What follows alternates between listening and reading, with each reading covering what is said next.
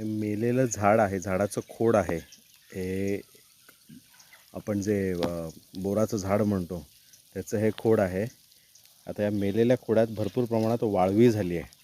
आणि आता ही जी तुम्ही पाहताय ही वाळवीच्या पाखरांची हालचाल आहे.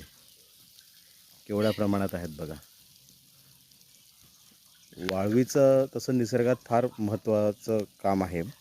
वाळवी काय करते, जे काय हे जे मेलेले अवशेष असतात, मेनली जे लाकूड स्वरूपी जे अवशेष असतात, तर त्यांच्यावरती वाळवीची उपजीविका होते. वाळवी त्याचा आहार म्हणून उपयोग करते आणि त्याचे जे मॉलिक्युल्स असतात त्याला ब्रेकडाऊन करते आणि त्या लाकडाला मातीत मिसळण्यास मदत करते.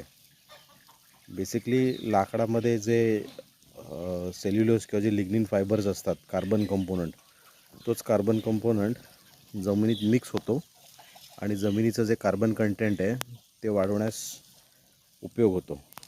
म्हणूनच आपल्या शेतामध्ये हे मुंग्या किंवा वाळवी ह्याचा हा असा उपयोग होतो. वाळवी कधी जिवंत झाडाला लागणार नाही.